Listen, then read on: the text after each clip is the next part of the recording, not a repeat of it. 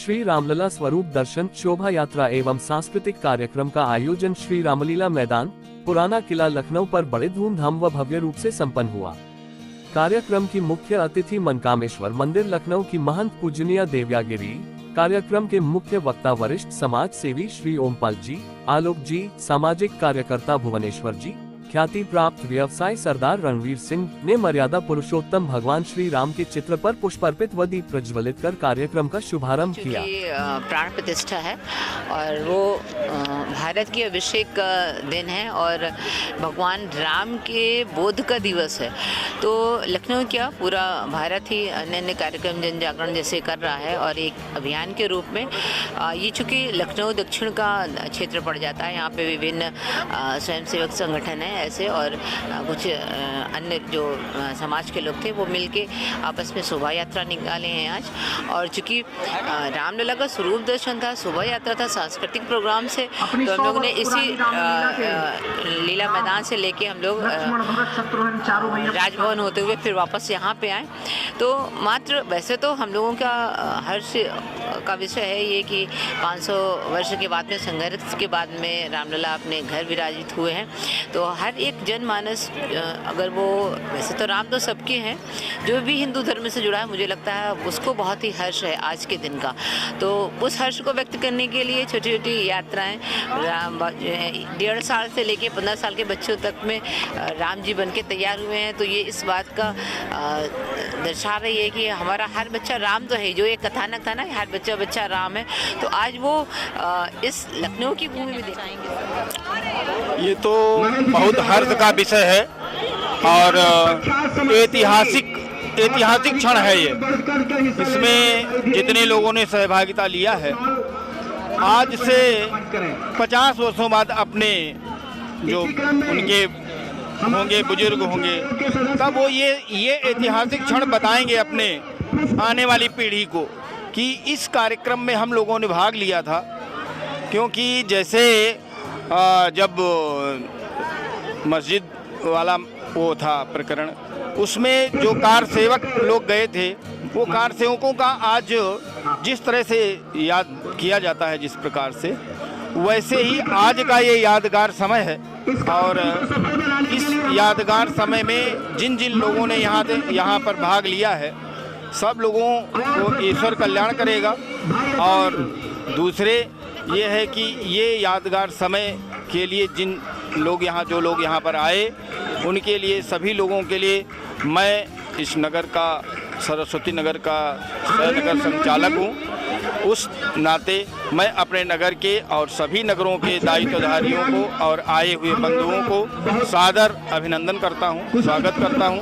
आए यहाँ पर समय दिया, ये तो बहुत ऐतिहासिक क्षण था और इसी के लिए सभी लोगों ने बहुत उत्साह के साथ ये सारा कार्यक्रम गई है। श्री राम स्वरूप की आप इसमें हिस्सा लेने आए थे, कैसा महसूस हो रहा है इस समय? सबसे पहले बताइए।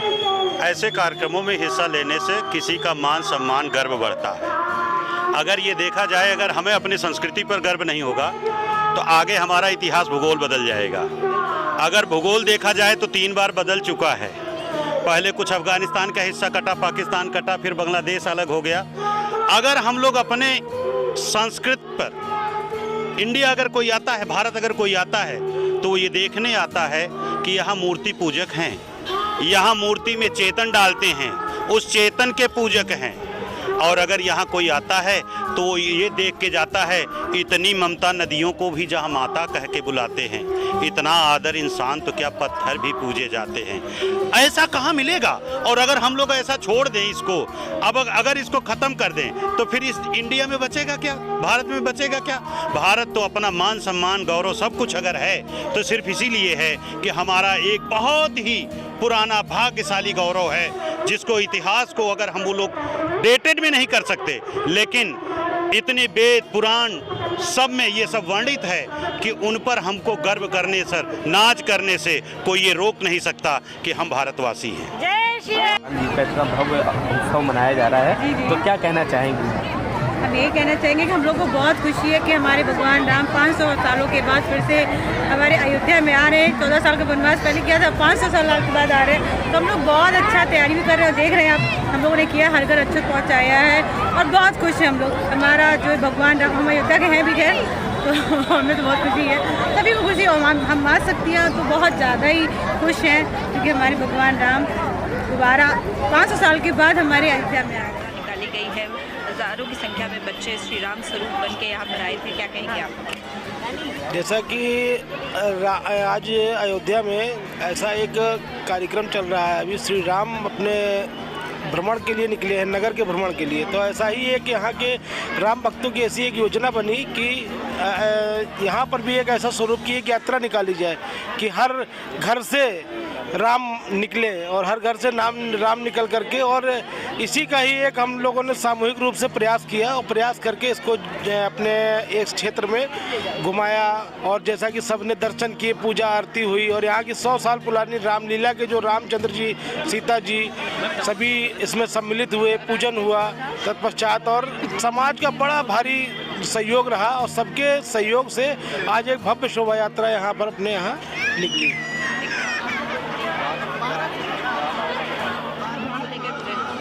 आज जो शोभा यात्रा का कार्यक्रम जो अयोध्या में आज निकला है, उसी के तहत आज हमारे लखनऊ सहित पूरे देश में शोभा यात्रा प्रभु श्री राम लला की निकाली गई है। ये एक बहुत ऐतिहासिक क्षण और बड़ा सामाजिक क्षेत्र के अनुसार जो भी धर्म का कार्य किया जाता है वो राष्ट्र सदैव सुखी और संपन्न होता है। आज जो लगभग 500 वर्षों से हमारे प्रभु श्री राम जी के भक्तगण हैं, उनके अनुयायी हैं, जिनको बड़ा कष्ट रहता था कि प्रभु हमेशा टेंट में हैं, लेकिन अब उनका वो समय आ गया है कि प्राण प्रतिष्ठा उनका अयोध्या धाम भव्य धाम में होने जा रहा है। और इसका मैसेज खाली लखनऊ उत्तर प्रदेश में नहीं है, ये अयोध्या सहित पूरे विश्व में राम राज्य आने का एक आज ये क्षण पहल सारे लोग इसको महसूस कर रहे हैं कि राम राज्य आ गया है।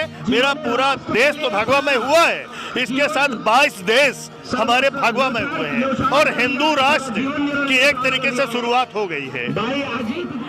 आज यहाँ पे इस ग्राउंड में बैठ के हमको बहुत ही उत्सुकता हो रही है, क्योंकि करीब आज से 60-70 साल पहले ही ये भी रामलीला ग्राउंड था और यहाँ से बने हमारे जेड ब्रिगेडर जो यहीं पे बैठ के रामलीला देखते थे, हमारे हस्बैंड कर्नल वो भी यहीं से बैठ के रामलीला देखते थे।